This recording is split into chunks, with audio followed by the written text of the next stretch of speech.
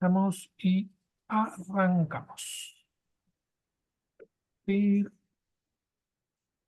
ah, ¿no es? Clase 2. Bueno, ahora en un ratito yo les había dado una tarea bastante simple por ser la primera clase.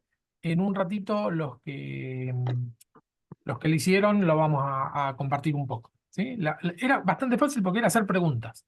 Es decir, algo que nace de nosotros. No hace falta investigar para hacer las preguntas. Las preguntas ya las tenemos cuando vamos al texto. Generalmente nos surgen preguntas. Entonces, en esta primera clase la idea es que podamos escribir todas las preguntas y ver si en el transcurso de la materia estas preguntas se van respondiendo. ¿Sí? Pero la idea es que compartamos entre todos un poco las preguntas que tenemos. ¿Sí? Bien.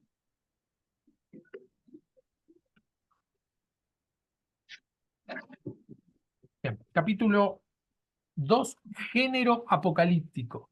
El término género apocalíptico se le dio relativamente hace poco, ¿sí? al apocalipsis, en base a haber, eh, hace poco estoy diciendo mitad del siglo pasado, no es hace poco, ¿no? Esto no es del año pasado. Eh, pero ¿qué pasa? Ese texto raro que es el Apocalipsis, ¿no? Raro entre comillas, ¿no? Bueno, cada vez se encuentran más textos con las mismas características, ¿no? Entonces, bueno, un género es, por ejemplo, la poesía.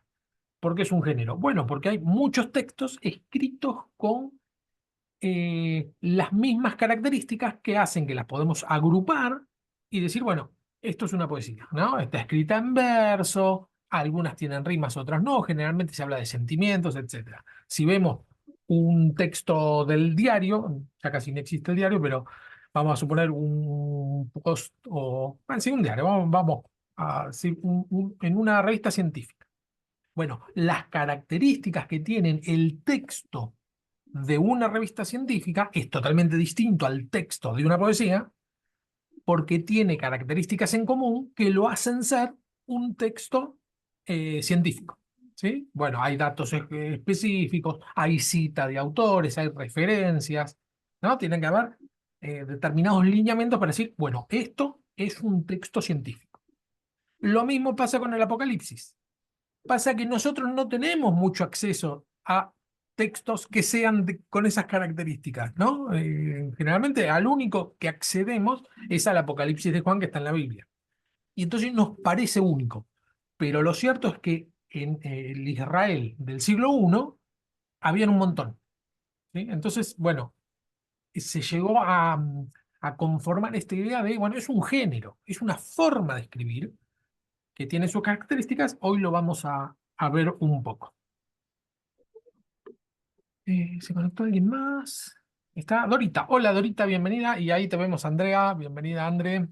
Hola, ¿qué tal? Buenas noches. Bienvenidos, bendiciones para todos. Bendiciones. Bendiciones.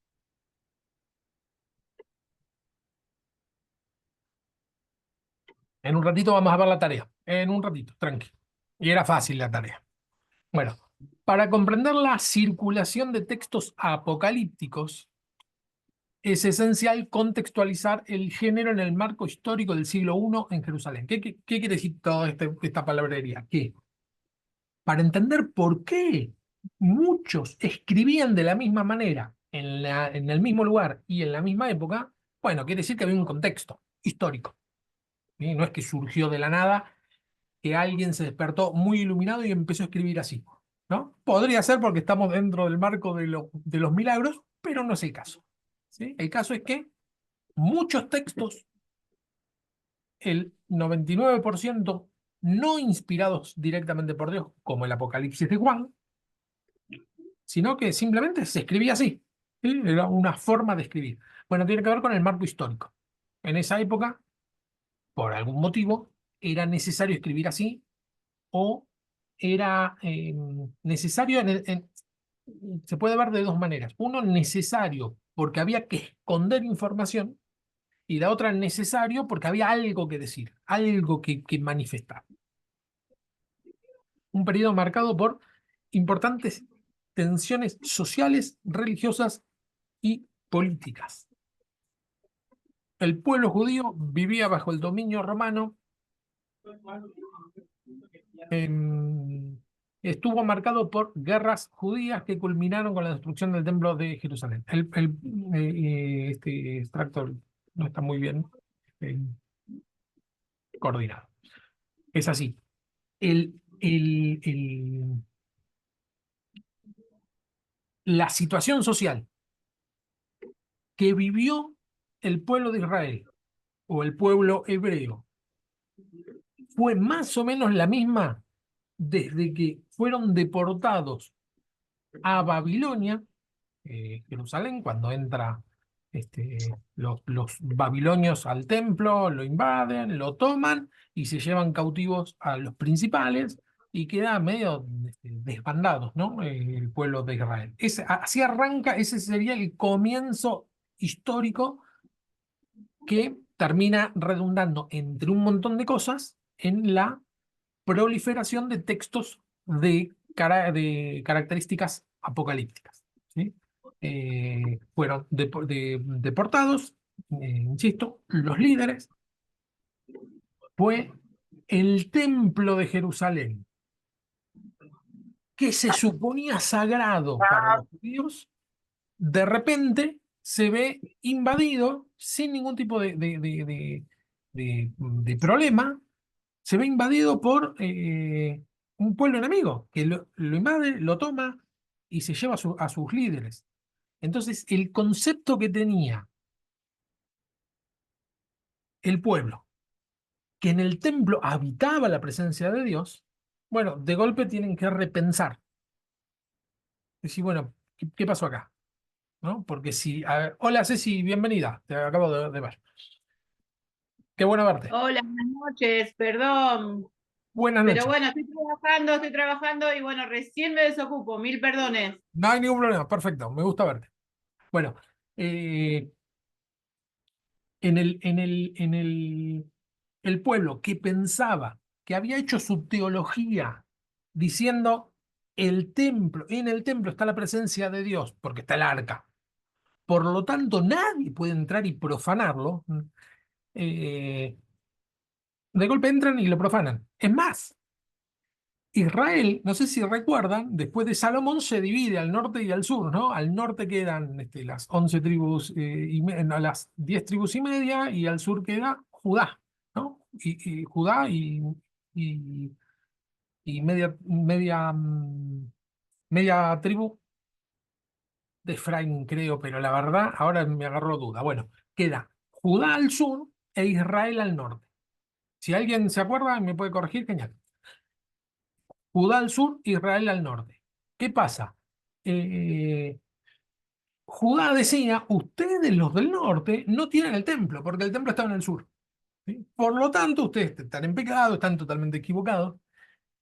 Y en un momento viene el imperio asirio y se lleva a cautivo a Israel, al norte. Y a Judá no, a Judá zafan. ¿Sí?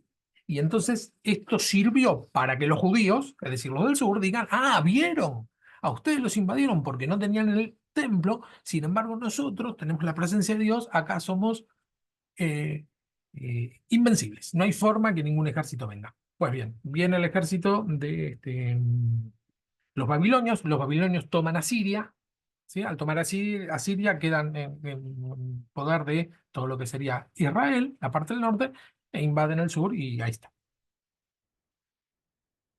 Esta situación de opresión de los judíos comienza ahí y termina con los romanos con la destrucción del templo. Otra vez. ¿Sí? En el medio, bueno, dice, ¿qué pasa con la destrucción del templo si los babilonios habían entrado y lo habían invadido? Bueno, en el medio, el imperio romano, primero entran los persas, después los griegos, después los romanos. Cuando vienen los romanos le dan ciertas libertades, permiten a Herodes que construya el templo y un palacio y una fortaleza, etcétera. Se lo permiten a Herodes y ese es lo que se llama el segundo templo, ¿sí? Lo reconstruye. Ustedes dirán, no, pero Nehemías y Esdras lo reconstruyeron. Sí, pero ellos no tenían plata. No tenían cómo reconstruirlo, entonces era una especie de reconstrucción simbólica, porque para construirlo hacía falta mucho dinero. Entonces, bueno, había una especie de reconstrucción simbólica, después otra vez invadidos, etcétera. Eso se puede leer en la historia de los macabeos, en lo que nosotros llamamos los 400 años de silencio profético. Y bueno, finalmente tenemos esta situación, ¿no? Que el templo que los romanos le permitieron a Herodes construir, es decir, lo sostuvieron, con plata romana, entre comillas, ¿sí? Fer, el templo es el último que hicimos el croquis, ¿no? Nosotros el Sí, año pasado. sí, Ese fue el último templo de Jerusalén. sí. Ah, listo. Y lo que dicen todos es que la profecía es que si se llega a construir el tercer templo, por eso hablan del tercer templo, porque el primero fue el de Salomón, el segundo fue el de Herodes, y está la esperanza mesiánica de los judíos, que no creen que el Mesías es Jesús. Entonces, bueno, el Mesías va a reconstruir el templo. Jesús lo reconstruyó como lo entendemos nosotros, que claro que reconstruyó el templo, pero el templo no es de piedra. Para nosotros los cristianos, bueno, nosotros somos templo del Espíritu Santo y en Jesús fue reconstruido. Nosotros lo vemos así, los cristianos. Los judíos van a decir, no, Jesús era con toda la furia un buen profeta o un mal profeta o un farsante y estamos esperando al Mesías, el tercer templo. Bueno, ahí ya nos estamos yendo un poquito de tema. En ese periodo de opresión es primero los babilonios, los asirios, los babilonios, los persas, los griegos en sus varias etapas y finalmente los romanos. Los judíos no tenían derecho a hacer lo que querían, vivían bajo opresión. Entonces, por eso tiene sentido que nazca esta especie de eh, texto encriptado. Los judíos tenían una forma de un tipo de texto que eran los mayal, que eran eh, frases o dichos muy encriptadas. Creo que eso lo vimos cuando vimos un poco de parábola. Uno dice, bueno, la parábola es para que se entienda o para que no se entienda, las dos cosas. Yo te digo algo en clave para que unos se entiendan y otros no. ¿Sí? Es eso. Y eso, ¿a quién se le ocurre hacer eso? Bueno, cuando están bajo presión. El romano no quiero que entienda el romano lo que estoy diciendo, pero sí quiero que entiendan mis hermanos. ¿Cómo hago? Bueno, hablo con claves, más que nada del Antiguo Testamento. Por eso nosotros, para entender el Apocalipsis, necesitamos estar muy, muy empapados en el Antiguo Testamento. Es creo que lo vimos en la clase pasada, es el libro del Nuevo Testamento que más referencias hace al Antiguo. Alrededor de 250 referencias al Antiguo Testamento comparado con unas 70, 80 que hace Romanos y Hebreos, Marcos, ¿no? Vaya adelante. ¿Por qué? Porque todas son claves para que el judío entienda. Recuerden que los cristianos empezaron como una secta judía, ¿sí? Es decir, una escisión del judaísmo. Bueno, se abre y había códigos. Entre nosotros, piense que entre nosotros tenemos código, entre nosotros los cristianos, decimos algunas frases que nosotros la entendemos y el de afuera no. Una vuelta escuché con el tema me pareció muy desafortunada, pero viene el caso. Con el tema del aborto, un sacerdote estaba hablando en televisión y dijo, el que practica un aborto, más vale sería que le aten una piedra al cuello y que lo tiren al mar. Está loco. Porque yo digo, eso lo entenderíamos nosotros? Porque esa es una palabra de Jesús cuando hablaba de hacer daño a los niños, cualquiera que maltrate a uno de estos niños. Y cualquier cristiano real entiende que es una metáfora, que nadie le va a poner una soga al cuello a alguien que practicó un aborto y lo va a tirar al mar. Y cuando dijo eso, los que estaban haciendo ahí la entrevista, ¿qué? Usted está diciendo que habría que matar, torturar y matar a las personas. Y sí, sí, ¿por qué? Porque dijo algo que se entiende entre los cristianos y el que no leyó ese texto no entiende lo que está diciendo. Bueno, entonces por eso a veces hay que tener cuidado, saber cuándo decimos a quién. Me fui de tema. Ven, ese fue el contexto. Los textos apocalípticos judíos. En esa época empiezan a proliferar muchos textos judíos. apocalípticos judíos, con las mismas características, que de hecho no llegan hasta hoy, existen en la realidad, no es que esto hay referencias de algún historiador y nada más, sino que los textos se recuperan, están en el rollo del Mar Muerto, encontraron varios, había muchísima cantidad de estos textos.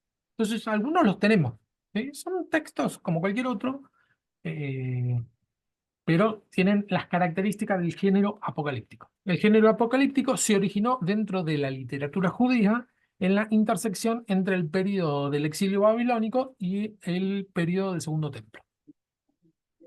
En ese periodo se crea. Se sigue escribiendo hasta la destrucción del Segundo Templo y después desaparece, ¿sí?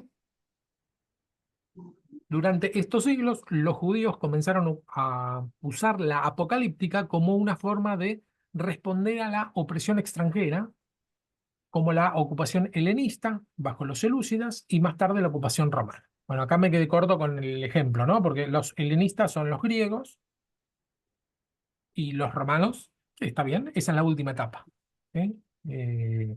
Pero me faltó mencionar los asirios, los babilonios, los persas, los griegos, los romanos.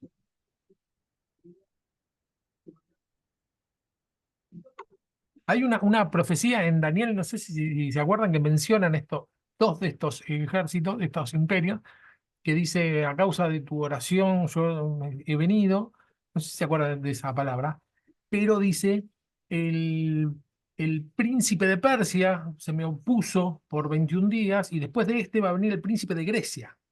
Está hablando de dos imperios, los persas y los griegos. Es bien claro. ¿Por qué menciono este texto? Porque Daniel, esas partes, está escrito en apocalíptica, un género apocalíptico.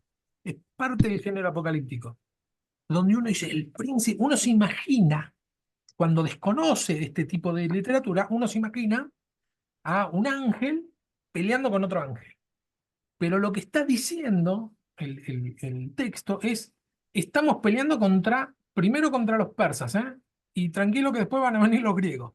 Y no menciona, después van a venir los romanos. Entonces tenemos algo de profecía, ¿no? Porque está diciendo van a venir los griegos, el príncipe de Grecia va a venir. Entonces tenemos algo de profecía, pero mucho de trasfondo histórico. El que lo está leyendo en ese momento, sojuzgado por los persas, y dice: el ángel del Señor está peleando con los persas. Bien, no, más o menos. Después vienen los griegos. Le está avisando, diciendo: verá que acá no termina la pelea. Bueno, el libro de Enoc es uno de los textos apocalípticos más importantes de la tradición judía, con una datación aproximada entre el siglo III a.C. y I a.C.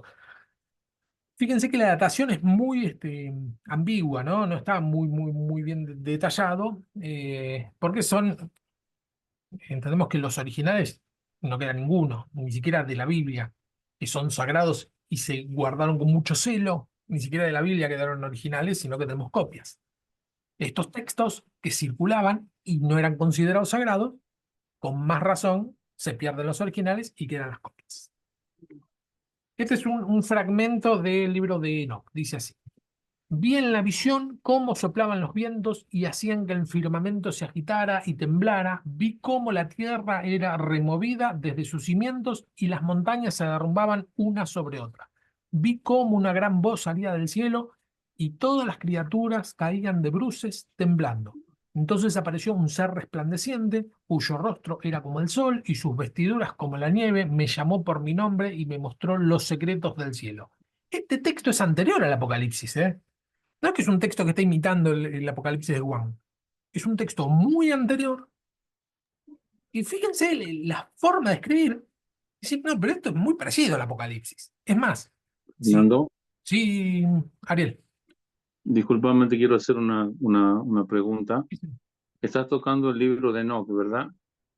En la Biblia únicamente se habla de Enoch, que caminó con Dios y Dios lo llevó. El libro, primera pregunta, ¿por qué el libro de Enoch se cuestiona mucho y no entra en la Biblia? Porque evidentemente, No, sí, está bien no lo que entra en la decís. Biblia, Claro, está bien lo según que... lo que tengo en... Sí, habla. No, está bien, termina la pregunta y te digo. El libro de Enoch no entra en la Biblia y según lo que escuché, lo que tengo escuchado, decían que hasta cierto tiempo se deberían incorporar los libros y el libro de Enoc no entró en ese tiempo, por eso no lo pusieron. Hablan mucho del libro de Enoc, vuelvo a repetir, en la Biblia únicamente nos habla que Enoc caminó con Dios, dio a entender que fue un varón que anduvo de acuerdo a la voluntad de Dios y Dios lo llevó. Es lo único que se habla de Enoc en la Biblia. De ahí no se habla más, ni se menciona el libro de Enoc.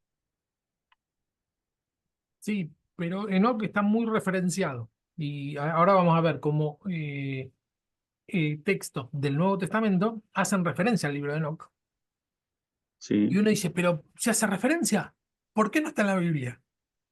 Primero, correcto. lo primero que hay que aclarar es que la mayoría de los que dicen, este libro estuvo proscripto, tendría que haber estado en la Biblia, estoy seguro que la mayoría no leyó la Biblia. Segurísimo. ¿Por qué? Porque hay una pulsión por lo oculto, por decir, a ver, ¿esto por qué? ¿Por qué lo sacaron? ¿No? Teoría conspiranoica y eso. Entonces, generalmente son personas que buscan lo que está oculto y no buscan primero lo que está escrito, lo que está escrito en la palabra. Eso por un lado. Pero sí, la pregunta sería legítima, porque no es solamente la referencia de Enoc caminó con Dios, sino que hay otras referencias del Nuevo Testamento al libro de Enoc. Por lo tanto, entendemos que los cristianos que formaban las primeras comunidades tenían al libro de Enoc como muy leído por lo menos. ¿Sí? No era sagrado, no era sagrado, porque hay muchos libros, que después formaron parte del Antiguo Testamento, que en el Nuevo Testamento lo citan, pero en el momento que lo citan no eran libros sagrados.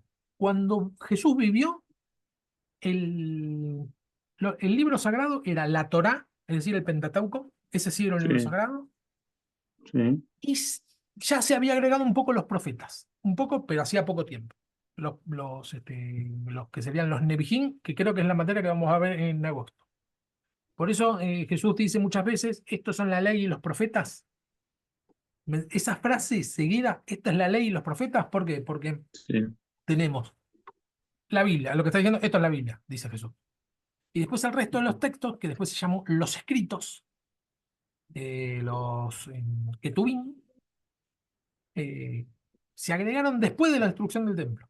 Es decir, que cuando se citan algunos textos como Isaías está en profeta, como Eclesiastés o libros que se agregaron muy, proverbios, bueno, esos no eran considerados sagrados.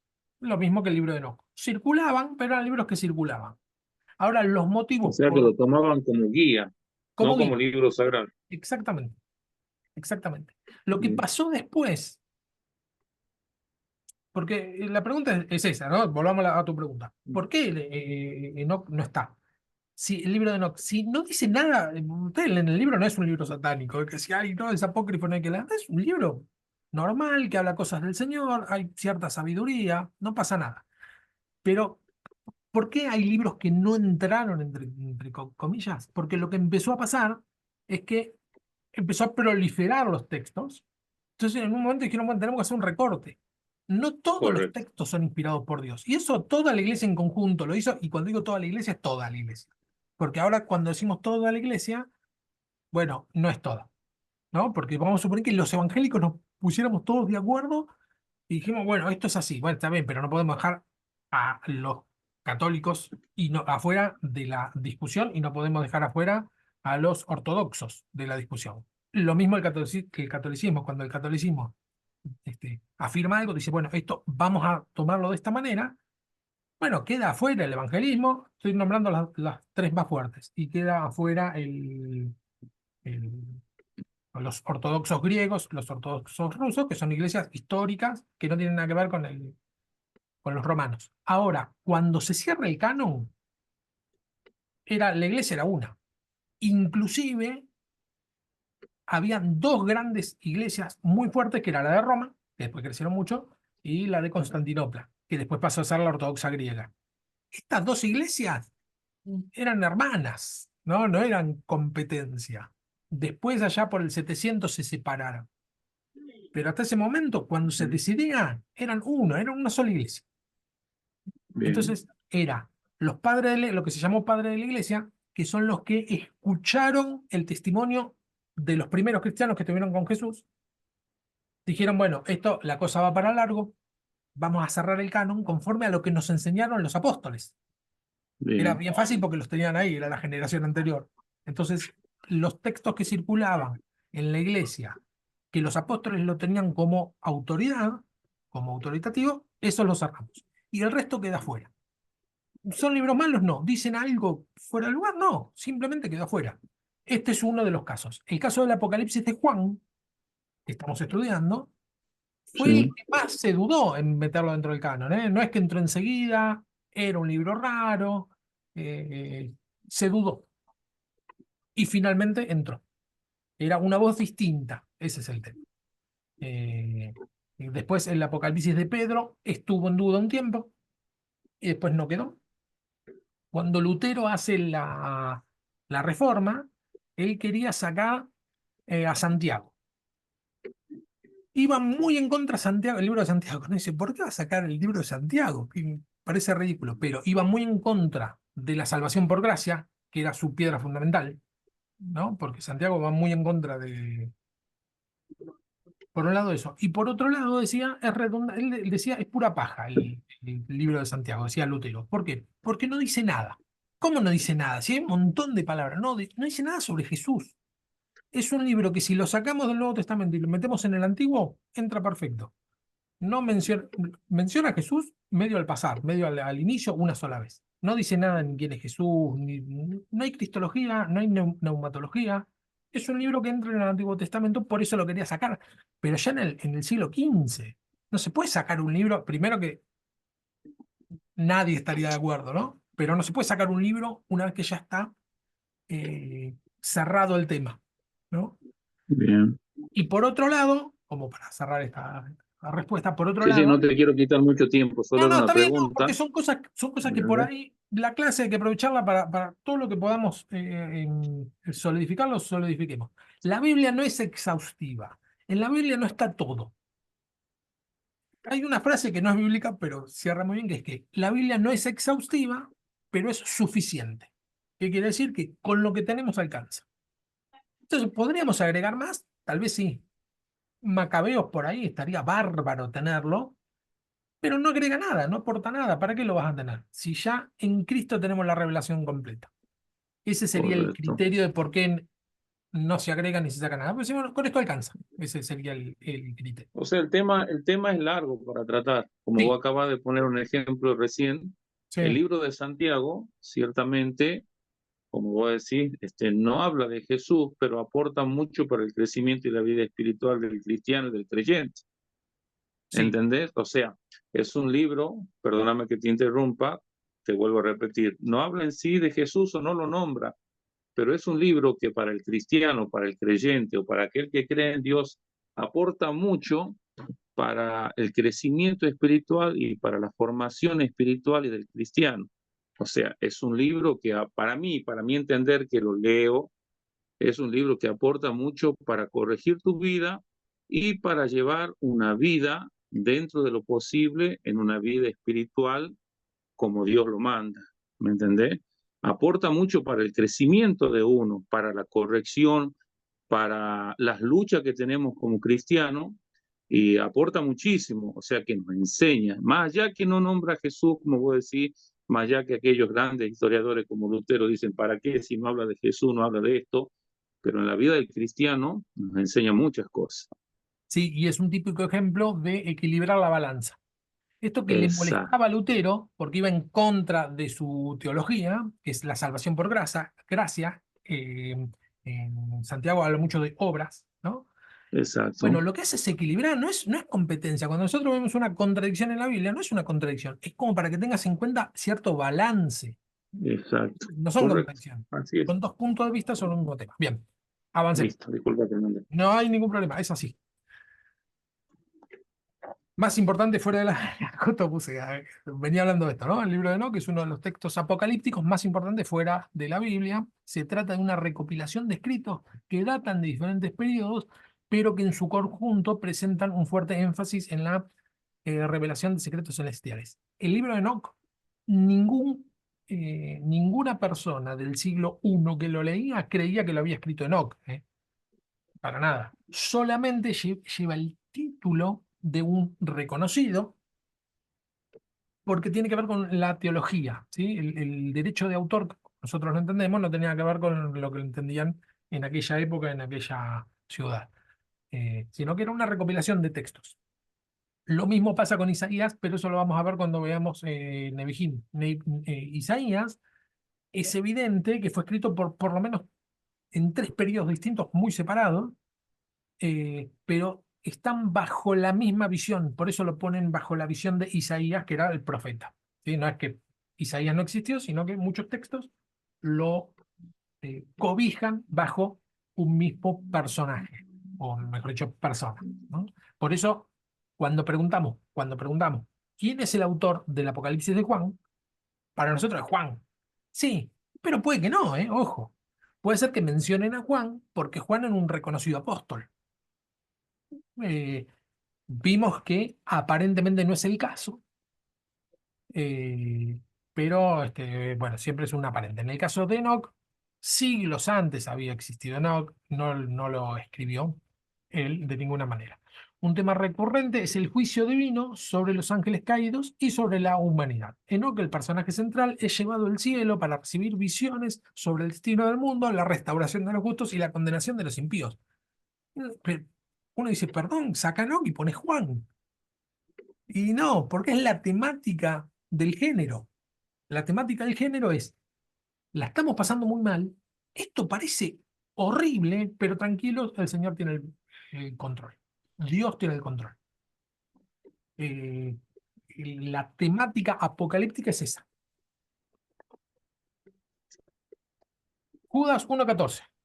De estos acá menciona, lo había citado. De estos también profetizó Enoc, séptimo de Adán, es lo que decías recién, Ariel, diciendo: He aquí vino el Señor con sus santas decenas de millares para hacer juicio contra. Esto está en Judas, para hacer juicio contra todos y dejar convictos a todos los impíos de todas sus obras impías que han hecho impíamente, de todas las cosas duras que los pecadores impíos han hablado sobre él.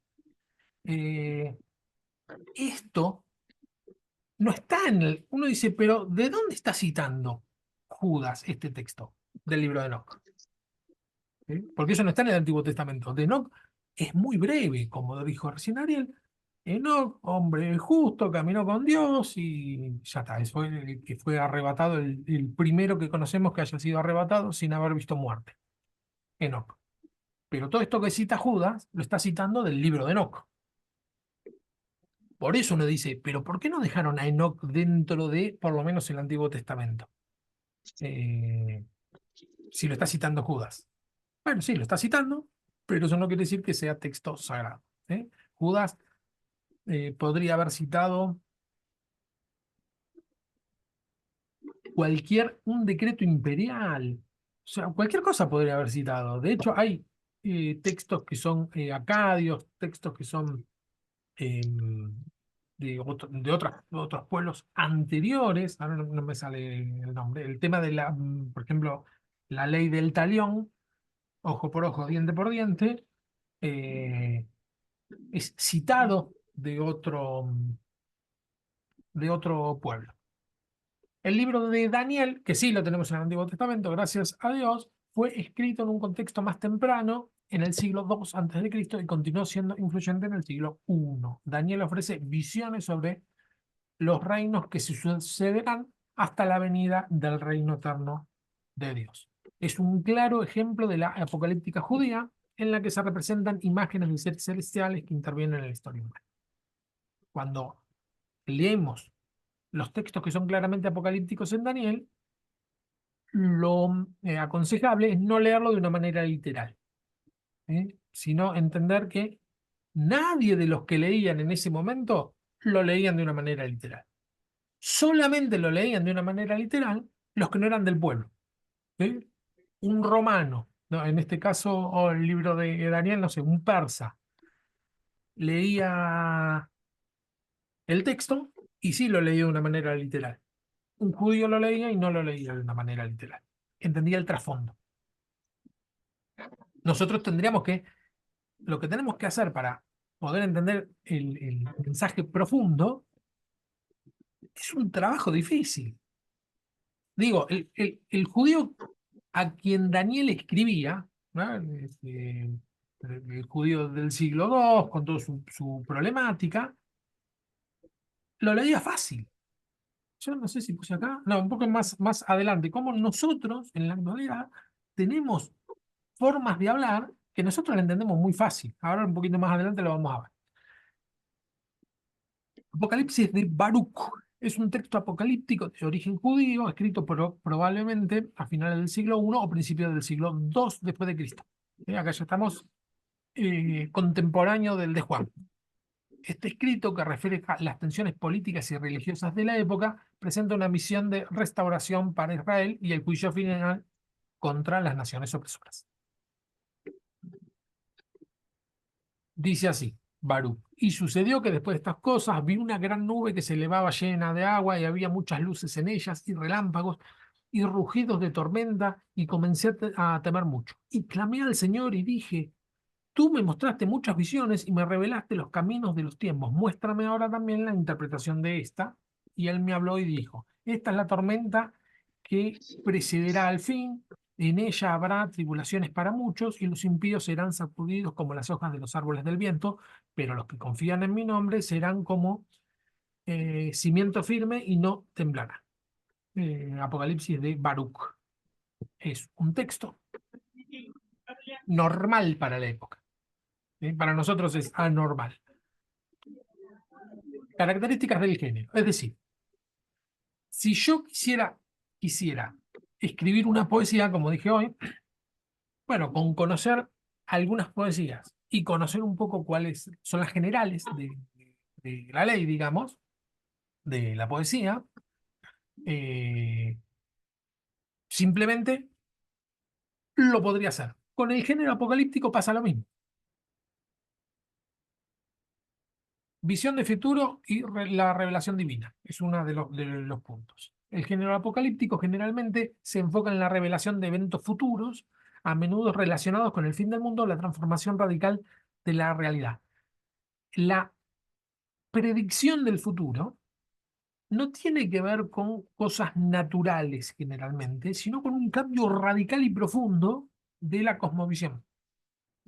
¿eh? De, o de la realidad que están viviendo. La realidad que están viviendo es opresión. Lo que siempre va a revelar es lo distinto a la opresión. Es decir, los que te oprimen no van a estar más, van a ser juzgados y nosotros vamos a tener libertad. Estas revelaciones son usualmente presentes a través de visiones proféticas. Es decir, hay mucho contenido de futuro, pero no lo tenemos que entender como, por eso lo puse en primer punto, porque el hecho de entender que no hay que leerlo de manera literal, no quiere decir que vamos a sacarle el elemento que tiene de profecía o de anticiparse al futuro. No, eso no lo podemos sacar, porque es bien claro que está hablando de eso. Lo que hay que sacar es el elemento de la literalidad. Bueno, mucho simbolismo, a full. El uso de simbolismos es un elemento esencial dentro del género apocalíptico. Las visiones apocalípticas están cargadas de metáforas, símbolos que representan realidades espirituales o eventos que, aunque en ocasiones parecen referirse a circunstancias externas o situaciones futuras, también pueden hacer referencia a situaciones reales, físicas o culturales que forman parte del contexto del autor. Las visiones están cargadísimas de metáforas. Debemos tener en cuenta que los símbolos utilizados en las visiones apocalípticas eran fáciles de entender para quienes recibían el mensaje, lo que dije recién, ya que sean referencia a temas ampliamente conocidos y relevantes en su contexto cultural e histórico. Acá puse los ejemplos cotidianos. Después de esto vamos a ver un poco la tarea. Ejemplos cotidianos. Se me prendió la lamparita, decimos. Ah, se me prendió la lamparita. Nadie piensa que se te prendió una lamparita. Solamente, si lo digo, bueno, entendés claro qué estoy diciendo. Está entre la espada y la pared. Nadie está entre la espada y la pared. Es muy raro que una persona esté entre una espada y una pared, ¿no? ¿Qué quiere decir? Bueno, estoy acorralado. No hace falta ni explicarlo. Llueve sobre mojado, sí, otra vez lo mismo, llueve sobre mojado, un poco en desuso quedó esta frase. Ese tren ya pasó. ¿Qué tren? No pasó ningún tren. Ningún, no pasó ningún tren. Solamente estoy diciendo que hay una oportunidad que ya pasó, había una posibilidad que ya no está. No hace falta explicarlo, tirar la toalla, no, yo voy a tirar la toalla, no, no tiro la toalla. ¿De qué toalla estás hablando? No, imaginemos a alguien que viene que lee algo de esto dentro de 2000 años. Si no, iba a tirar una toalla, sería importante la toalla sagrada, o hay una toalla que no. No hay ninguna toalla, ¿no? ¿Tiene el corazón de piedra? Bueno, no, nadie tiene un corazón de piedra. Es más, el mismo término corazón no está haciendo referencia al corazón. Camina por la cornisa, nadie camina por la cornisa, o estás en el horno, es algo más argentino. O no, estoy en el horno. Es más, agregamos, estoy en el horno con papas. ¿De qué hablas? Bueno, estás hablando en una situación muy complicada, que es tan claro para el que lo recibe que no hace falta explicarlo. Estás muteado, Ariel. ¿Ibas a decir algo, Ariel? No. Ok. Estos son ejemplos muy cotidianos. Sí, dime. No, nada, Fernando, todo Ah, bien. listo, listo. Toqué sin querer el micrófono. Listo, listo. Pensé que ibas a decir algo. Son ejemplos muy cotidianos que no hace falta ni explicarlo, ¿no? En nuestro contexto. Sin embargo, si alguien que es de otro contexto, de otra cultura y de otro lugar muy lejano, y solamente, digamos, no tiene un parámetro en donde apoyarse para poder entender esa frase, solamente escucha esa frase o lee esa frase, bueno, lo natural es que entienda lo que dice la frase, ¿no? Lo simple. Es decir, bueno, estoy en el horno, es que estaba en un horno. ¿Está bien? Ahora, al tener un contexto social donde esa frase se dice muy a menudo, sin ningún problema, vamos entendiendo que esa frase, o sea, entra como piña, ¿no? Para poner otro ejemplo de frase que no tiene nada que ver con lo que estoy queriendo decir. Me acuerdo que me dijo una vuelta había un helicóptero y parece que habían matado a alguien cerca de mi casa y pasó un vecino y dijo, no, parece que está fiambre. Y mi hija era chiquita. ¿Fiambre, papá? ¿Cómo fiambre? ¿Qué vinieron los juegos? ¿Fiambre? No, es un muerto. Sí, sí, Eh, sí. no entiendo a dónde querés llegar con tantas frases, digo, no Con, entendí. con que son frases que es muy claro para entenderla para nosotros, pero Sí, si la misma frase, suponete, estoy en el horno, la frase, sí, la leyéramos fuera de nuestro contexto social, claro, sí, sí. lo más probable es que entendiéramos eso porque no tenemos con qué comparar la misma frase en otros contextos. Porque son frases que nosotros repetimos. Claro. Por eso entendemos claramente, porque la repetimos mucho en el contexto claro de estoy en problemas.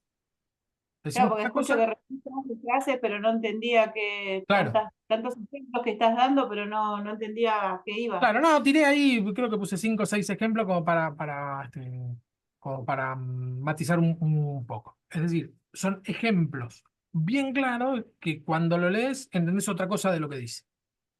En los textos apocalípticos es exactamente igual. La mayoría que lee el león de la tribu de Judá, entre los cristianos somos muy pocos los que entendemos un león. Porque nosotros, el león de la tribu de Judá está hablando de Jesús. ¿Sí? Muy pocos pueden entender de que está hablando de un león. Lo mismo con todos los símbolos. En el Apocalipsis, todos los símbolos eran muy simples de entender para el judío que lo leía. Sí, el judío que lo leía porque está haciendo referencia siempre al Antiguo Testamento. Bien, ahora seguimos con la clase, hay algunas cositas más. Vamos a ver el tema de la tarea. ¿La pudieron hacer? Avanzamos con la tarea. Si no la pudieron Hoy hacer, sería, Fernando, con esto de que estaba hablando de la sociedad, hoy sería, ya que nombraste el león, para sí. la sociedad el león está simbolizado en una persona, el Claro, bueno, presidente. claro, Para mi los ley cristianos, dice, león, sí, sí, claro, tenés razón. dentro de la sociedad argentina, tanto soy el león, soy el león, soy el león, que ahora cada vez que se dice león, que de hecho cuando en las encuestas que no se podía decir quién iba ganando en las votaciones, que estaba Bullrich, me acuerdo Massa y Milei, el otro no me acuerdo quién era. Entonces, como no podían decir, ponían el tigre, porque Massa es de tigre, pato, Patricia, un pato, un tigre y un león. Así de simple. Vos lo ves y decís, ya sabéis quiénes son. Porque no se podía decir porque era ilegal. Seguía siendo ilegal, pero es una forma de encubrir algo que no se puede decir y decirlo igual. Entonces vos lo vas a entender, pero el extranjero, el opresor, el que está afuera, no lo va a entender. Es un texto en clave. Como nosotros estamos en la situación de que estamos muy lejos de la cultura aquella, muy lejos, más lejos de lo que creemos, porque tanto geográficamente como históricamente, socialmente, somos otra cultura que nada que ver. Nada que ver. Bueno, tenemos que estudiar para poder entenderlo. A pesar de que la Biblia, nosotros siempre decimos, ¿no? La Biblia es simple, uno puede entrar sencillamente. En realidad lo que es simple es la relación que tenemos con Dios, donde Dios nos revela y nosotros en la Biblia confirmamos o leemos y el Señor nos va revelando a la medida que vamos leyendo, etc. Pero hay cosas muy particulares que necesitamos tener un conocimiento. Si no tenemos ese conocimiento, vamos generalmente a caer en un error. Bien, la tarea. La pudieron hacer, eran 5 preguntas, ¿no? Profe, Sí, Dori. profe, yo tengo las preguntas y quería que justo pidieras la tarea porque me tengo que ir a buscar a mi hijo al club y vuelvo, pero Vamos, tengo las 5 preguntas. dale, arranca vos. No sé si querés que te diga las preguntas ahora o cuando vuelva. Ahora, son la primera. Bueno, puse, ¿qué es la gran, pregunto, ¿qué es la gran tribulación de Apocalipsis? ¿Cómo se debe aplicar el Apocalipsis a la vida cristiana? ¿Quién es la bestia del Apocalipsis? ¿Qué es el juicio final en el Apocalipsis? ¿Y quién es el falso profeta en el Apocalipsis? Ah, bien. Perfecto. Listo, te libero, Dori. Anoto las preguntas nada más, ¿eh? Bueno, profe, Después pásamela, bueno, escribila y pásamela. sí, te las paso, dale. Listo. Bien. Ariel, ¿vos la pudiste hacer? Sí, voy a hacer una pregunta. Sí, señor. Estaba escuchando lo que decía recién las preguntas que hizo, ¿no? Me vienen a memoria, en mi corazón, algo que en la palabra está escrito, que dice, escudriñad las escrituras, porque a ello, a vosotros os parece que hay algo escondido, hay algo, da a entender algo para nuestra vida, y ellas son las que hablan de las enseñanzas y lo que dejó Jesús para nosotros como cristianos. Y nosotros que leímos el Apocalipsis, que tal vez lo hemos varias veces lo hemos compartido, si nos ponemos en la manera profunda lo que es el Apocalipsis, es donde tenemos que escuchar y en lo cual vos te has capacitado para eso, para ir más en la profundidad, lo que se refiere al Apocalipsis, ¿no? Pero en sí en las preguntas que hizo acá, sabemos que las respuestas están en el mismo Apocalipsis, porque el mismo Apocalipsis habla y da la respuesta de todas las preguntas que hizo. El león de la tribu de Judá, daba el león de la tribu de Judá, el milenio, toda la gran tribulación, que eso está en la Biblia explicado, más allá, no en lo profundo, pero está explicado lo que es lo que va a ser el milenio, lo que es la gran tribulación, lo que es el arrebato, lo que es el león de la tribu de Judá que vos mencionaste, y la tribu de Israel, de la tribu de Judá donde nace la descendencia del Salvador. O sea, nos explica, si lo vamos a ver, no en manera muy profunda, el libro de Apocalipsis, para mí, si me lo permitís, es una revelación en la cual primeramente nosotros, de acuerdo a la Biblia, ya no estaremos. Si suena la trompeta, nosotros no estaremos en todo esto que va a acontecer en Apocalipsis. Porque antes que acontezca todo esto, su iglesia será arrebatada, si lo vamos a ver de acuerdo a la palabra. O sea que antes que sucedan todas estas cosas que están escritas en el Apocalipsis, su palabra, la Biblia dice que nosotros como iglesia de Jesucristo seremos arrebatados, ¿verdad? Porque la Biblia bien nos dice que los muertos en Cristo resucitarán primero, luego nosotros, los que hayamos quedado, los que hayamos hecho la voluntad de Dios, nos iremos con el Señor y seremos arrebatados. Pero tengo una de las preguntas, ¿por qué el mensaje a las 7 iglesias de Asia? ¿Por qué el mensaje a 7 iglesias? A las 7 iglesias de Asia. Bien. Yo también tengo la misma pregunta, pero hay una que para mí como que no es iglesia, por lo que dice. Bueno, está bien, puede ser la palabra, pero ¿por qué el mensaje a las 7 iglesias de Asia? Viste que empieza el Apocalipsis diciendo, nombra a las 7, ¿verdad? Y dice Sí. en una de ellas, tú que empieza a nombrar la Biblia, los primeros capítulos, y me preguntas, ¿por qué el mensaje a esas 7? El libro de Apocalipsis empieza hablando, ¿verdad? Si lo decimos, a ver, dame un segundito. Si lo decimos, el Apocalipsis empieza la visión, el mensaje a las 7 iglesias, el mensaje a Efeso, el mensaje a Esmira, el mensaje a Pérgamo, el mensaje a Tiatira, el mensaje a Sardi, el mensaje a Laodicea. Esa es mi pregunta. ¿Por qué el mensaje a las 7 iglesias? Perfecto. La misma pregunta. Vos también preguntaste lo mismo, Ceci. Porque eso- tal vez es una pregunta. ¿Por qué las 7 iglesias son de Asia? Esa es una pregunta que se me ocurrió preguntar. Bien. Claro. Bien. ¿Puedo? Ahora, yo estoy haciendo un esfuerzo por no responder, porque la idea es plantear las preguntas ahora. Esa es mi ¿Puedo? pregunta. ¿Por qué Sí. por qué el mensaje a las 7 iglesias de Asia? Quiero Sí. sacarme una duda. Bien. ¿Ibas a decir algo, Ceci? Sí, bueno, empezando de la base, ¿no? El origen de la palabra apocalipsis, ¿de qué origen viene? Espera un segundito, que termine Ariel. Pensé que ibas a hacer un aporte a lo que había preguntado Ariel. Termina de decirnos las 5 preguntas, Ariel, y pasamos a Ceci. Dale, la primera que es por qué 7 el Sí. mensaje a la iglesia de Asia, ¿verdad? Bien. Otra, más allá que esté escrito, lo hago la misma pregunta que la otra hermana. ¿Por qué el milenio? ¿Por qué el regreso de Jesús si él ya toma su iglesia y vamos de acuerdo a la palabra de la Nueva Jerusalén? ¿Por qué el fin de los tiempos? Y una pregunta que es muy fácil de contestar, pero quiero hacerla. ¿Por qué Jesús acusa a los seres terrenales? O sea, cuando viene, donde viene la destrucción, donde viene todo lo malo, donde aparece la bestia, donde aparece el anticristo, donde su iglesia ya es arrebatado, los muertos en Cristo son resucitados, donde muchos que caminaron en el camino de Cristo por no vivir tal vez una vida en santidad, en temor se quedaron a padecer acá todo lo que el Apocalipsis, quedaron, que van a sufrir penalidades, que van a tener que pasar por momentos difíciles para lograr obtener la salvación si no siguen al anticristo. ¿No? O sea, no sé cuántas preguntas voy haciéndote. Creo que Me una. perdí. Yo llegué a anotar 3.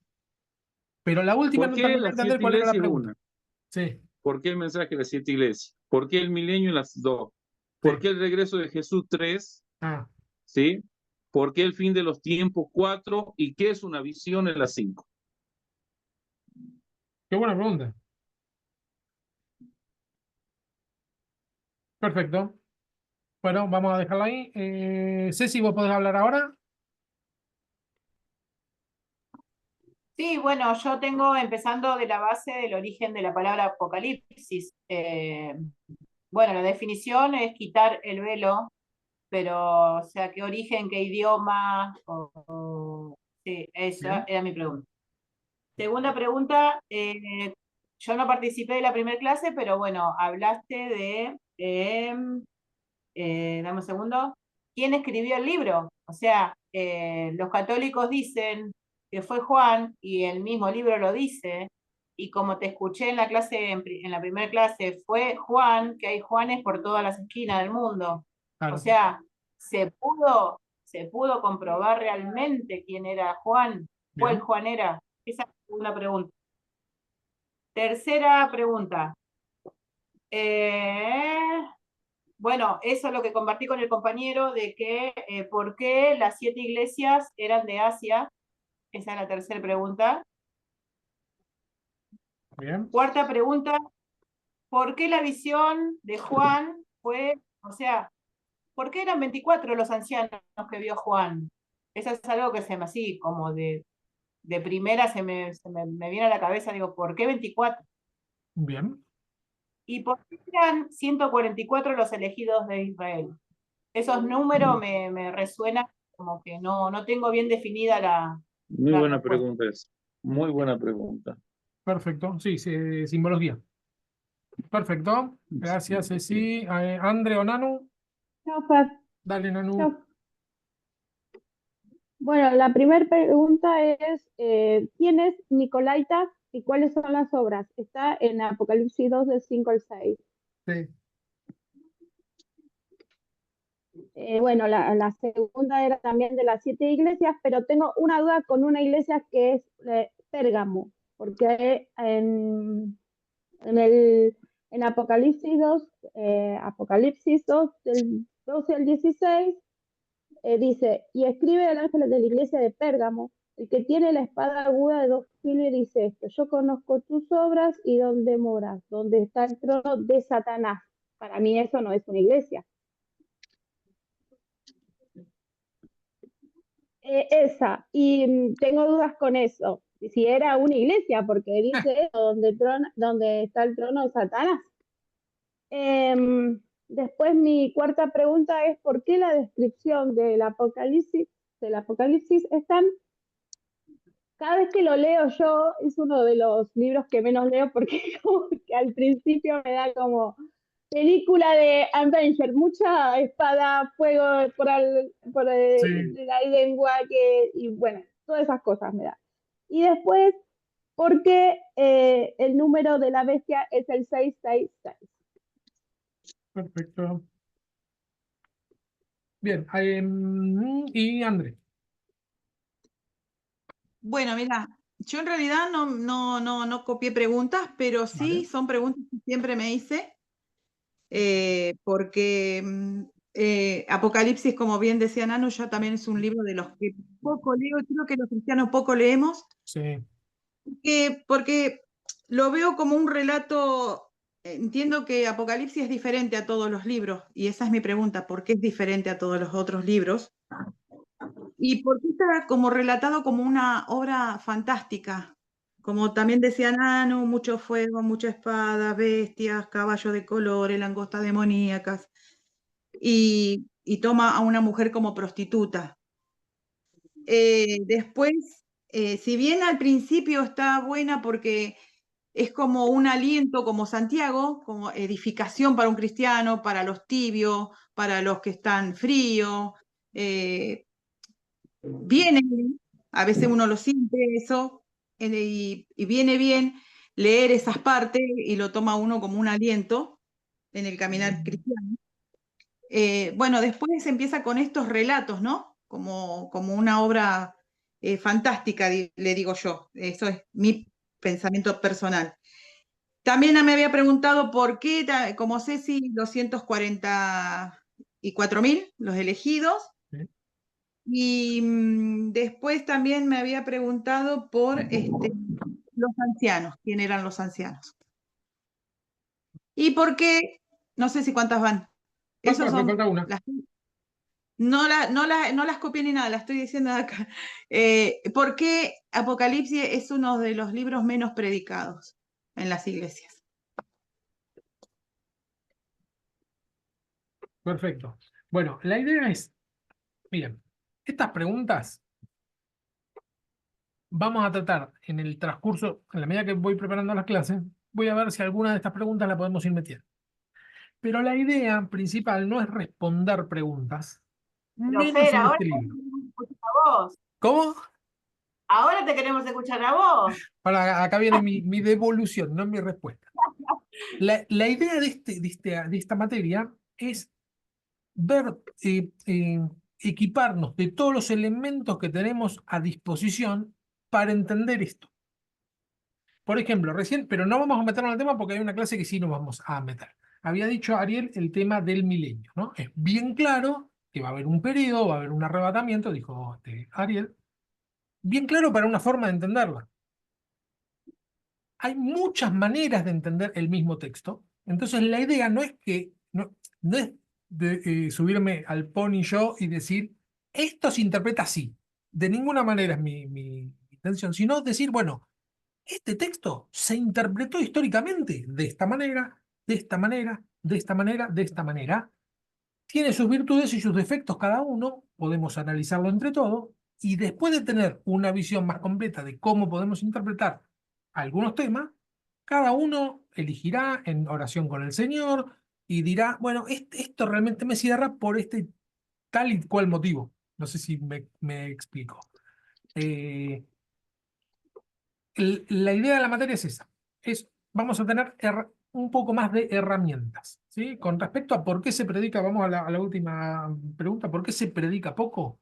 Porque es muy difícil, por, es como para entenderlo, necesitamos estar bien empapados de la cultura judía del siglo I. Bueno, para predicar tengo primero dar muchas clases al respecto, ¿no? Como predicador. Tengo que la congregación quede bien empapada de qué es lo que entendí un judío. Y después puedo hacer la predicación simple.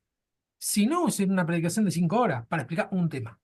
La otra que sí se puede hacer la que se suele hacer bueno, la primera parte, mensaje a las iglesias, qué sé yo, se puede predicar porque más o menos entra igual que cualquier otro libro de la Biblia. Y después algún texto, muy breve, chiquito, un fragmento. ¿Sí? ¿Puedo dar mi opinión? Sí, sí, sí. Yo desde el punto de vista de, bueno, que sirvo en la iglesia y todo, ¿no?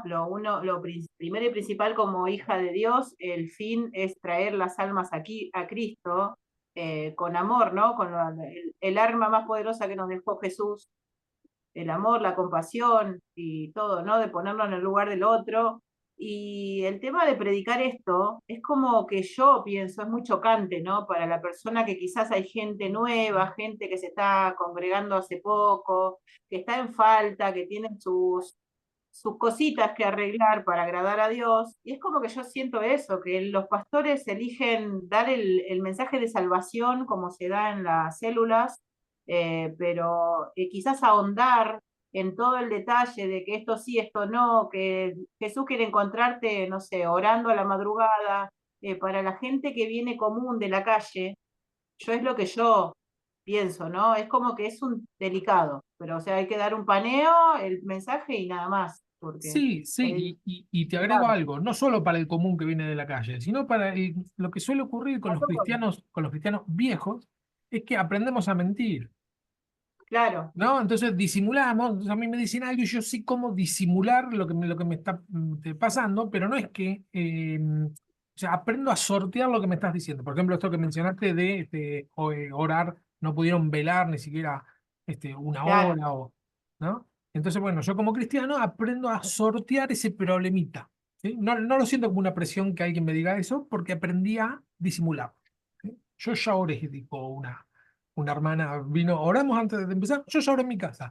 Bueno, genial, sí, yo oré a principio de año, ya está, oré por todo el año, listo, no, no oro más. Solo que Pero, te quedó la pero, duda. Claro, claro, sí, pero bueno, ese tipo de mensajes, ojo, la idea del apocalipsis es tranquilo, todo lo que te están haciendo daño les va a ir mal y a vos te va a ir bien. Es decir, que es un claro, mensaje evangelístico, recontra sirve para el evangelio, porque la gente viene afligida con sus problemas y el apocalipsis hay una riqueza tremenda, ¿no? De decir, bueno, todos los que te sofocan, a ellos no les va a ir bien, pero a vos sí, porque vos te pusiste en manos del Señor, ¿sí? No porque sos perfecto, sino porque te pusiste en manos del Señor. Entonces, bueno, pero el tema es, como dije recién, hay que entender un montón de conceptos y están por ahí más fácil explicados en otros textos, ¿sí? Sin necesidad de Fer, recurrir al Apocalipsis. Sí, otra pregunta, y ya no interrumpo. El tema de la numerología, porque yo, ¿cómo era? Gramat, no, no me acuerdo la palabra gematría, de definición. gematría, sí, Exactamente. Eso me quedó resonando porque describiste, cuando ahora la compañera dijo de qué significa el 666 y lo sí, definen mente a Nerón, con ese número, ¿no? Sí. Porque la vi 2 veces a la clase, y me quedó resonando el tema de los números, porque eso quiero saber, cómo está bueno, a ver, el calendario romano, las letras romanas, que hay un montón de cosas que se definen, ¿no? De acuerdo a la época y todo. El tema de la numerología según las letras, ¿de dónde viene eso? Eso, los judíos, el alfabeto hebreo no tiene números. Sí, Viste que nosotros tenemos letras y números. El ajá. alfabeto Ah, hebreo, los mismos símbolos que se utilizan para las letras, es el mismo símbolo que se utiliza para el número. No es que es bárbaro. una convención. Para escribir números utilizan los mismos símbolos. Entonces lo que Bueno, yo termina. les quiero decir Sí, algo que es algo un poco complejo, espero que me puedan comprender porque yo, bueno, la mayoría sabe que yo el 2 de febrero perdí a mi hermano. Yo estuve 4 días de ayuno, de oración con Dios, y yo no sé si fue un sueño, algo, pero mi hermano falleció el 2 de febrero del 2025. Y yo hice la suma y me quedó resonando, Nanu, que cortaste la clase, Fer, pero siguió grabando, y Nanu habló del número 13, que es del amor, ¿no? sí, No sé si te acuerdas, Nanu, que averiguaste y que el número sí, sí. 13 significaba amor. Y mi hermano partió el 2 de febrero del 2025 y yo sumé el 2 más el 2 del mes de febrero más el 2 del 2025 más el 5 y me dio 13. Y yo digo, wow, pero como que yo lo vi como una revelación de Dios, hablando de Apocalipsis, porque mi hermano toda su vida predicó, llevaba la camioneta llena de gente a la iglesia, y digo yo, ¿cómo sabemos que los propósitos de Dios son tan perfectos que no podemos cuestionarlo, ¿no? Porque nuestra mente son superiores a nuestros propios pensamientos. Pero quería compartirlo porque me resonó mucho el tema de los números y cómo se relaciona con todo, ¿no? Pero me dio el Claro, 13 y yo me confirmó. La verdad que yo sentí de parte de Dios que fue una respuesta, lo que que pasa fue que una... fue una respuesta de parte de Dios, sin duda, pero Sí, ¿por qué? Porque vos lo sentís firme en tu corazón. Cuando estudiamos, claro, cuando estudiamos, decimos, bueno, estas son las generales, esto funciona así. Y uno dice, no, pero pará, a mí me pasó otra cosa. Sí, bueno, porque estamos llenos de excepciones en nuestra relación con Dios, lleno de milagros, ¿no? Un milagro es una excepción. Decir, bueno, esto no tendría que pasar así, pero pasó. Entonces, si vos eh, predicaras, Ceci, sobre la numerología, si sumás la fecha de la... No, eso te fuiste de tema. Ahora, si vos decís, no, pará, en este caso puntual, me pasó esto y el Señor me mostró con esto. Y sí, es así porque es una excepción, ¿sí? No es algo que podemos hacer una regla general, sino que, mirá qué casualidad.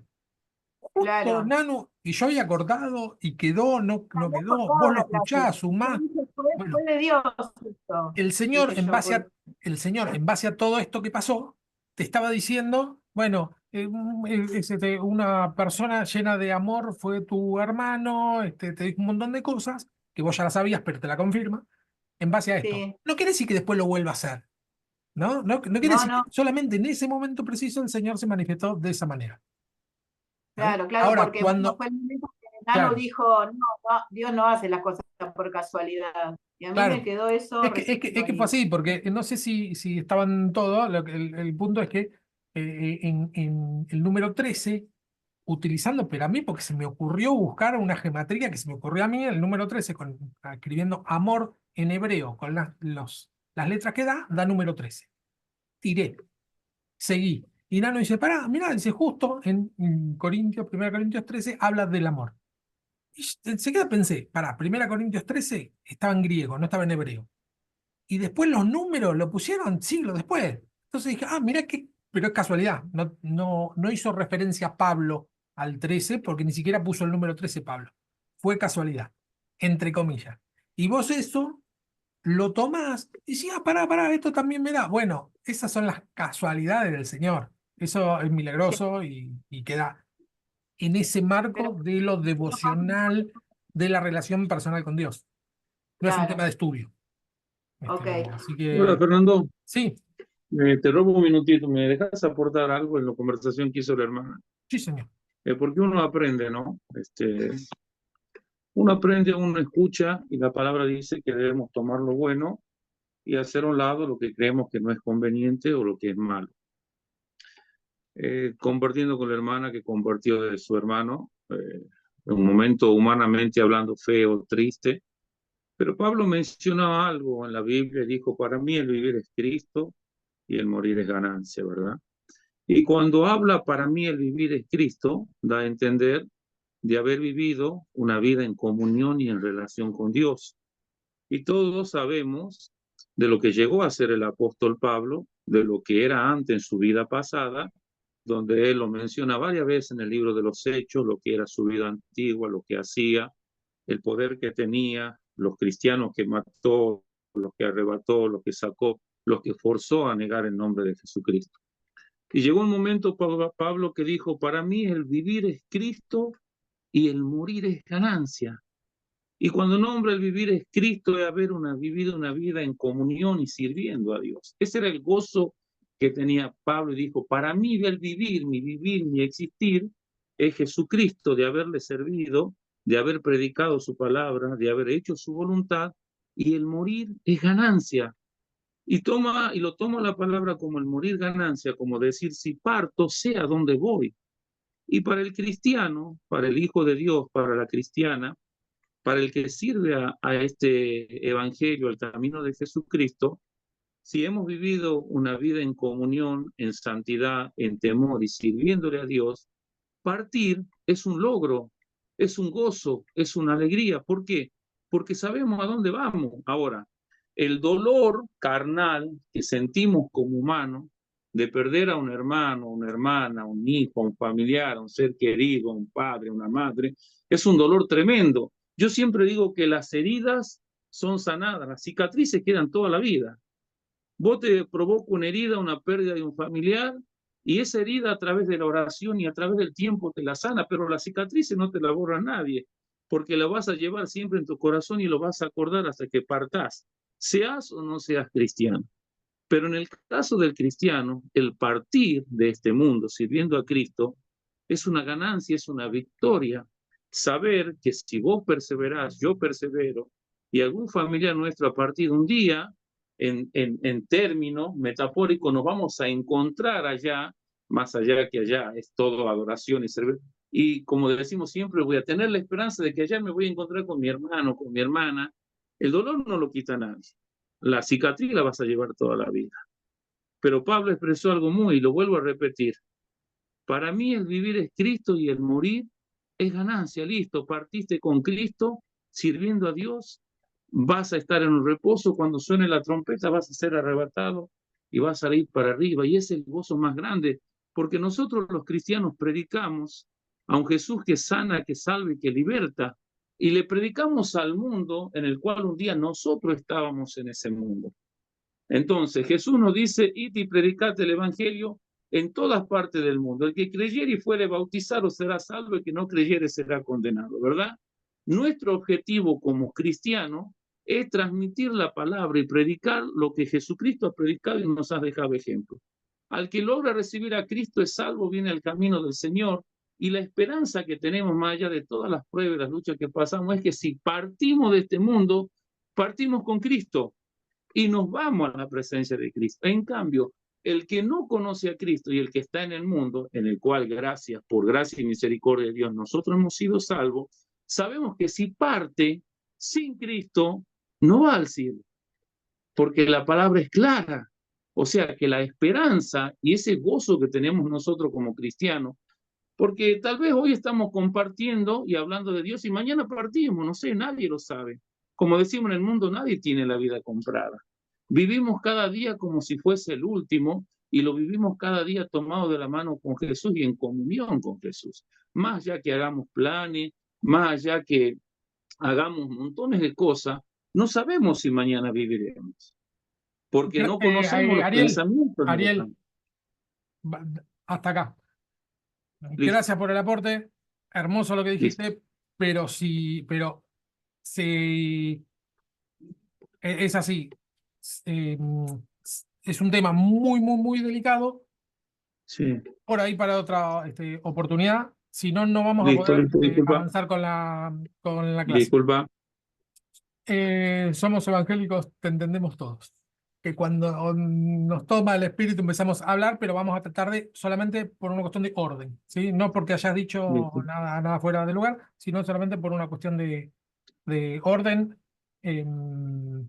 Vamos a ver si podemos Disculpa, terminar con Fernando. esta clase.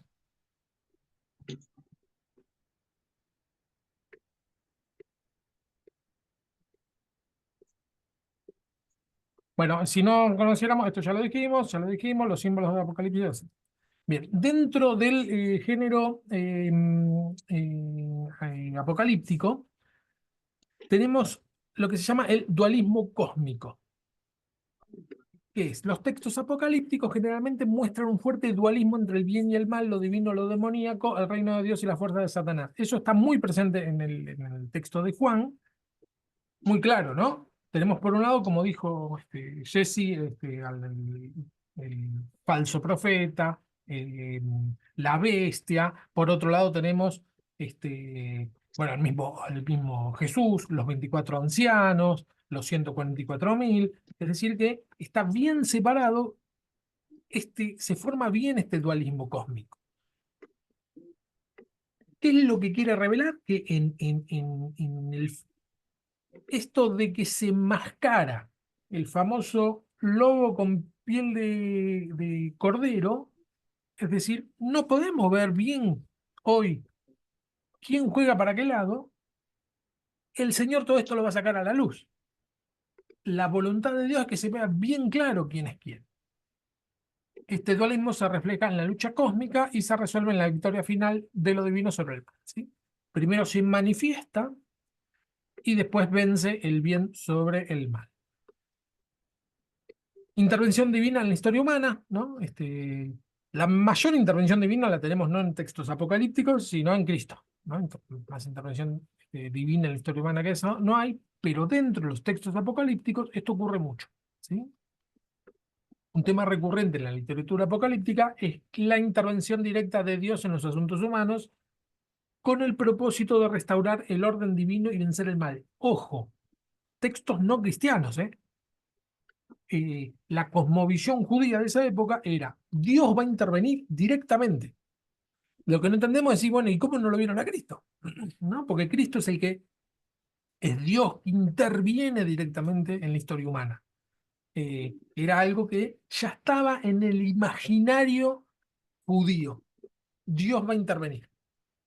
Y se ve dentro de lo que es la apocalíptica. Esta intervención se manifiesta en catástrofes, juicios divinos y la culminación con la instauración de un nuevo orden, ¿sí? Siempre está el elemento catastrófico que a nosotros, como había dicho Nanu, que cuando nosotros avanzamos sobre el texto decimos, pará, tanto, ¿no? Nos da cosita, ¿no? Nos da un poco de temor, en definitiva. El uso de un intermediario sobrenatural, en todos los textos apocalípticos hay un intermediario. La fuente de estas visiones es siempre divina y suelen ser transmitidas por seres sobrenaturales como ángeles o en el caso de los apocalipsis cristianos por Jesucristo. Y pongo los apocalipsis porque hay muchos apocalipsis cristianos, además del de Juan. Muchos textos con características del género apocalíptico que eran cristianos. Y este intermediario entre Dios y los hombres era Jesús, ¿sí? No era un ángel como en los textos propiamente judíos. El receptor es generalmente un personaje importante como un profeta, apóstol o líder espiritual, ¿sí?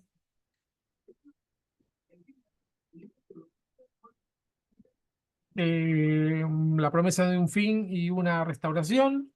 Un texto apocalíptico ofrece la esperanza de una restauración final, un nuevo orden en el cual el mal será erradicado y la justicia divina prevalecerá. Siempre la idea central, sobre todo del de Juan, es va a estar todo bien, ¿sí? No vas a quedar desamparado, el Señor te va a ayudar en todo.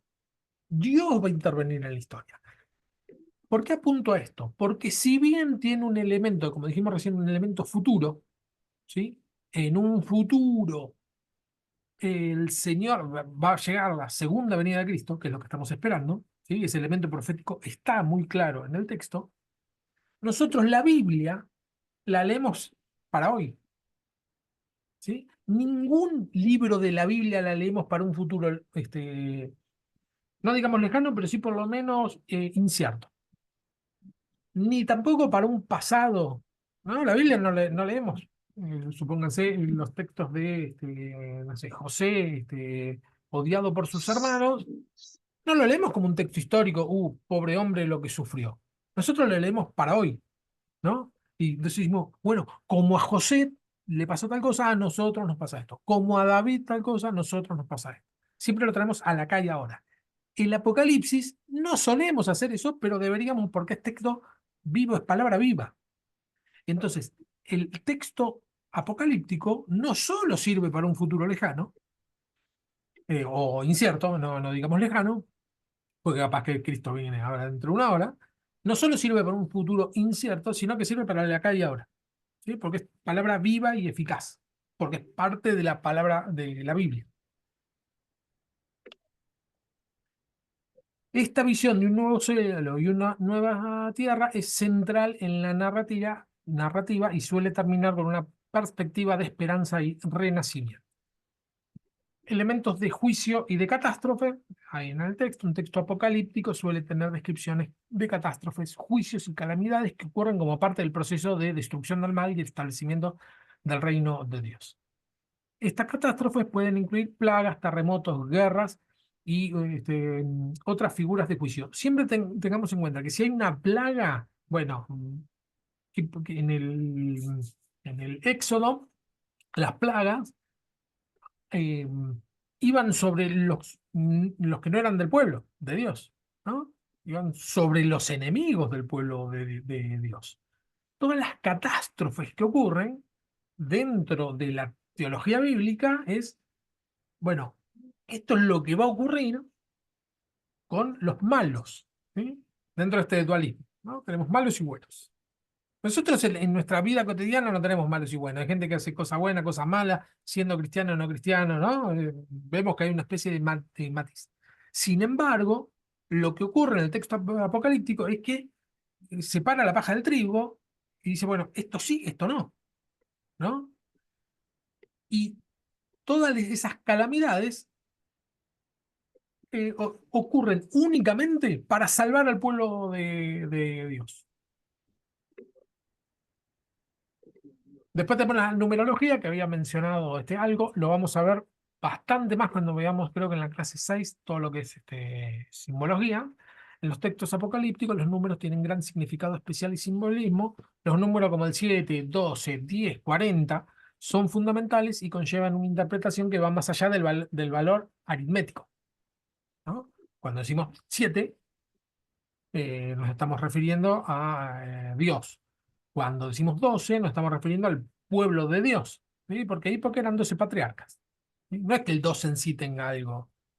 Ya lo habíamos visto la semana pasada. La semana pasada o el año pasado, ya ni me acuerdo. El 12 eran más de 12 discípulos de Jesús. Nosotros tenemos los 12 discípulos. Sí, pero eran muchos más y los mencionan. Un montón que no estaban entre los 12. De hecho, envía 70. ¿Y por qué habla del 12? Porque el 12 es simbólico. El 12 es, ojo, que este es el pueblo de Dios, está haciendo memoria, ¿no? El 40 tenemos generalmente relacionado con el tema de la espera, lo vamos a ver un poco más adelante. El 10 tiene que ver con la perfección. 40 años en el desierto, 40 días en el desierto Jesús, etcétera. El 40 tiene que ver con la espera. Pero eso lo vamos a ver un poco más adelante. Bueno, un libro difícil de leer o abrir. En casi todos los géneros, en casi todos los textos con características de género apocalíptico, hay un libro que no se puede abrir. Vieron que en el Apocalipsis de Juan hay un librito que no se puede abrir. Muchos textos apocalípticos se presentan la imagen de un libro sellado que está más allá de la comprensión humana inmediata. En el caso de Apocalipsis lo encontramos un libro sellado con 7 sellos, ¿sí? En Apocalipsis 5, del 1 al 5, el cual solo puede ser abierto por el Cordero que está, ¿no? No llores, dice Juan lloraba porque nadie podía abrir el librito. Y uno dice, pero va a llorar porque no pueden abrir un libro. Bueno, es todo simbolismo, ¿no? Es decir, bueno, un libro es algo que está sellado, algo que no que es una verdad que no está revelada. Y nadie lo puede, nadie puede revelar esa verdad. No, no, no llore, porque el león de la tribu de Judá ha vencido para abrir el sello, ¿no? Es decir, bueno, pará, y tenemos un valiente que lo puede hacer. Ese quien es Cristo, Él nos revela todo, ¿no? Es bien claro, así como dijimos, el ejemplo de estoy en el horno, es bien claro para nosotros, para esa cultura, aquella cultura, un libro sellado era bien claro. No se puede abrir, es porque hay algo ahí que no lo podemos ver, pero hay alguien que va a poder. Acá hice una pequeña comparación del Apocalipsis de Abraham con... lo puse al texto. El Apocalipsis de Abraham dice, y vi, y he aquí, un libro estaba sellado, y su sello estaba sobre él como un sello que no se puede romper, y vi que muchos ángeles se acercaban y se inclinaban, pero ninguno de ellos podía abrir el libro, ni tampoco podía comprender su sello. Romper su sello. Y escuché una voz que decía, solo el Señor sabe lo que está escrito en este libro y cuando llegue el tiempo adecuado será revelado a los justos. Esto dice en el Apocalipsis de Abraham. Un texto que circulaba en aquella época con estas connotaciones proféticas. Y en el Apocalipsis de Juan dice, y vi en la mano derecha del que estaba sentado en el trono un libro escrito por dentro y por fuera, sellado con 7 sellos. No, el número 7 ahí también, ¿no? Y vi un ángel a un ángel fuerte que pregonaba a gran voz, ¿quién es digno de abrir el libro y desatar sus sellos? Y ninguno, ni en el cielo, ni en la tierra, ni debajo de la tierra, podría ver el libro, ni aun mirarlo. Y lloraba yo mucho porque no se había hallado a ninguno este, digno de abrir el libro y de leer y de mirarlo. Y uno de los ancianos me dijo, no llores, he aquí el león de la tribu de Judá, de la raíz de David, ha vencido para abrir el libro y desatar sus 7 sellos. Vemos la similitud, hay muchísimos más textos donde habla también de los libritos que no se puede abrir. La diferencia con Juan, lo que vemos es que quien puede abrir el sello es Cristo, ¿no? Que tampoco dice Cristo, no sé si tocaron ese detalle, pero para nosotros es tan claro el león de la tribu de Judá, ¿no? Porque Jesús era de Porque descendiente dice la raíz de David, por la eso. raíz de David, claro, ha vencido para desatar sus 7 sellos. Después vemos que desata los 7 sellos y uno dice, ¿para qué lo desató? Porque cada vez que desata un sello es un problema.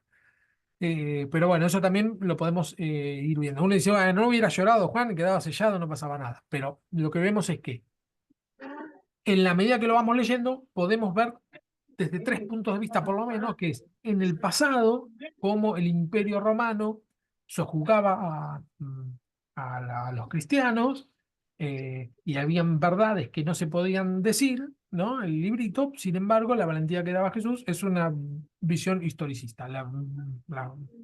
Jesús era el único digno de abrir ese libro, es decir, predicar a Cristo. En un futuro, si lo viéramos con el foco de en un futuro, bueno, diríamos, bueno, en un futuro lo que va a ocurrir es que estas profecías que están selladas en la actualidad de calamidades a nivel físico, bueno, en un futuro Cristo que venció la muerte los va a desatar y lo vamos a ver. Y también lo podemos ver hoy, ¿no? Entonces, por poner algo simple, ¿no? Decir, bueno, una persona que está angustiada y que llora mucho, Juan, bueno, tranquilo, Jesús venció al problema que tengas, ¿no? Entonces podemos verlo desde estos 3 puntos de vista. Cómo funcionaba en la época que lo escribió Juan, cómo nos funciona a nosotros ahora y qué peso profético tiene para el futuro. Bueno, después tenemos uso de colores, también los vamos a ver un poco. Los colores juegan un papel crucial en la simbología apocalíptica. Cada color tiene un significado específico y está cargado de simbolismos. Bueno, algunos textos extra bíblicos. El libro de Enoc, el Apocalipsis de Abraham. Acá puse un fragmento, no sé cómo estamos de hora. Ya nos pasamos, así que bueno, no lo vamos a leer. Puse otro texto para que veamos que también tiene mucho que ver. Eso, todo esto está en el libro. Todos tienen el libro, ¿no? Por lo menos en PDF. Porque todavía no me llegó. Apenas llegue se los voy a enviar a todos los que me lo soliciten. Acá puse Esdras y Baruc, otros textos de características apocalípticas. Apocalipsis de Pedro, este fue el que se dudó si ingresarlo o no en el canon, y el Señor me mostró un vasto campo, y allí vi almas de muchos hombres que lloraban y gemían, y sus gritos llegaban hasta el cielo, y vi llegar, y vi un lugar de castigo y otro de descanso, y el Señor me dijo, esto es lo que esperan los justos y a los pecadores en el día del juicio, etc. Pasamos, libros apocalípticos cristianos, tenemos estos. Apocalipsis de Juan, segunda epístola de Pedro, Evangelio de Tomás, el Apocalipsis de Pedro, el Apocalipsis de Pablo. Libros apocalípticos. Hay más, ¿eh? Yo puse algunos, hay muchos, muchos, muchos más. Los judíos también puse esto y hay, pero infinidad. El libro de Enoc, el Apocalipsis de Abraham, el Apocalipsis de Baruch, el tercer libro de Macabeos, el Testamento de los 12 patriarcas, el libro de los jubileos, el Testamento de Moisés, el Apocalipsis de Esdras, el libro de sabidurías de Salomón. Algunos de estos la Biblia Católica lo tiene. Bien, hasta ahí. Y la tarea sería esta, desarrollar 2 puntos de la página 233 del libro. Esto, vamos a dejar de compartir. Ahora yo lo copio y se los mando al grupo. El PDF, ¿pudieron acceder todos al texto? ¿Lo tienen? Perfecto, Yo lo imprimí, Fer. perfecto. Bueno, También la imprimí, Fer. Te hago una pregunta. eh, Hablaste de un libro que se va a enviar, que el tema de las cuotas, que depende, no sé cómo. Ese no entendí porque no sí, lo entendí. ¿De qué es libro algo, hablaba? es algo totalmente nuevo. Los que ya estuvieron hace un par de años, esto va a ser totalmente nuevo. Lo que pasa es que mi idea era empezar ya con eso y se retrasó la impresión. Me llegó primero el libro de interpretación bíblica, que no le iba a dar ahora. Entonces tengo los libros de interpretación bíblica y el Apocalipsis me llega ahora en la semana que viene, o este libro, el libro. Entonces Ah, lo que había dicho era que los que estén con la cuota al día, el libro no se los cobro, se los envío. En tu caso, Ceci, no sé si sigues escuchando, pero se te cortó la cámara, que estás en Moreno, cuando lo tenga te lo alcanzo en algún lugar. No hay problema porque estamos en el mismo lugar. Los que están un poco más lejos, vemos el tema del envío, no es muy caro. Tampoco, creo que está a 10.000 pesos, una cosa así. Y después, los que estén con... ¿Escuchaste, Josh? Después, los que estén con beca, el libro está en PDF, lo tienen, lo usan todo lo que quieren, lo imprimen, como hizo Nano, no hay ningún problema. El libro lo escribí yo, así que no hay problema con derecho de autor. Lo pueden imprimir, hacer lo que, si quieren imprimirlo o leerlo directamente del PDF, cosa que tengan las posibilidades de cualquiera de las posibilidades. ¿Sí? Se supone... bueno, bárbaro. Sí. Pasa que yo pensé que era otro libro, por eso yo ya lo No, tengo no, no, no, impreso, pero no. El libro con el que vamos a estar trabajando ya en la próxima materia, que va a ser.